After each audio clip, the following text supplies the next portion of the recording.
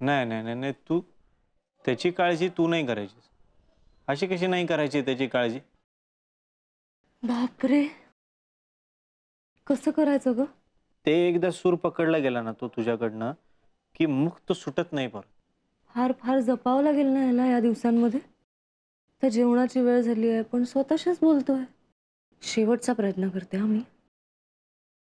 कैवल्य, बसायचं का जेवायला? आणि मग त्या धाग्याने सगळं विणत जायचं. हा नाही बरोबर आहे.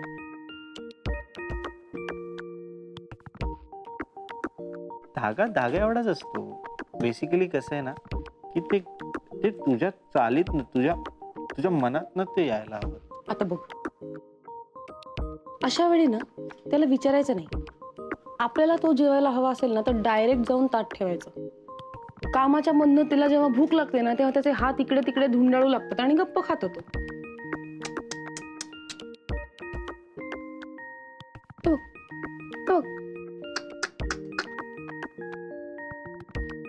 काय झालं? काय झालं ग या हसऱ्या खेळत्या मुलाचं?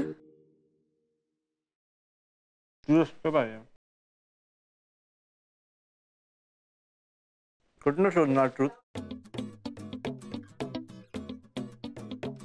आशू आशू थांब थांब. नाही नाही, काल तू त्याला एक लगावून दिलीस, त्याला कळलं सुद्धा नाही. त्याला कळत नसताना त्याचा फायदा घेणं बरं दिसत नाही. तेच ताई, ते तुला कळत नाहीये. काल मी त्याला लगावून दिली, त्याला काही कळलं नाही. बाकीचे कोणी काय केलं तर? थांब जरा. कुठनं ट्रूथ? आलं धुवून काढायचं सगळं साफ क्लिअर व्हायला पाहिजे. पण क्लिअर नाही झालं ना तर फार प्रॉब्लेम येते. बघितलं का, बाहेर काही होऊ शकतं. You not worry. Ashu carrying Kaivalya. Ashu is carrying Kaivalya. Basically काय माहिती का,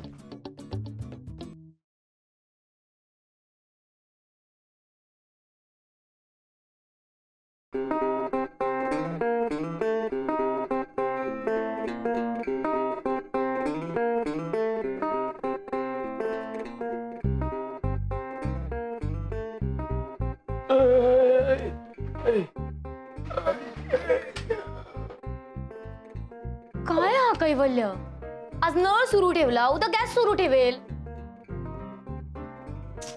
बापरे, गॅस पुसणं तर फारच अवघड आहे ना. हो. आणि ते घसरून पडलाय, ते काय लागलंय बिगलंय की काय ते बघायला पाहिजे. बेशुद्ध पडला होता, पण प्रॉब्लेम काय माहितीये का, तो दुसऱ्यांना ढकलतो गोष्टी. आता तो शुद्धी राहिल्यावर मला बोलला की तू कशा नळ चालू ठेवला. आयला तुला सांगतो आहे ना, कानफाटे नाव पडलं ना की सगळे आपल्यावर डाऊट खातात. हे पण बास हा आता. किती दिवस चालणार हे? आपण त्याला डॉक्टरकडे नेऊया का? तुम्ही इतके शांत कसे बसू शकता?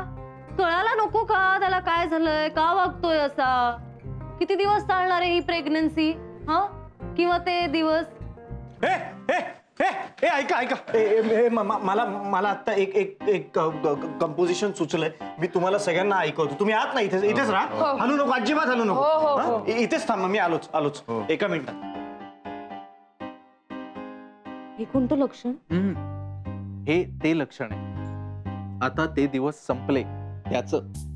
त्याला असं काहीतरी क्रिएटिव्ह सुचतं ना, तेव्हा हा असं असतो. म्हणजे मम्मा लोकांना कसं आधी खूप त्रास होतो, मग असं पोट पुढे येतं, मग खूप पेन होतं आणि मग त्यातनं असं क्यूटचा बेबी बॉर्न होतो. आता आपण बघूया याची बेबी कशी येते. मुबारक हो जी, मुबारक हो. आपके घर जी गाना पैदा हुआ है. अय्या, म्हणजे खरंच कळा होता त्याच्या बाळंतिणी सारख्या. मग तुला काय वाटलं आम्ही हे सगळं उगाच सहन करतो?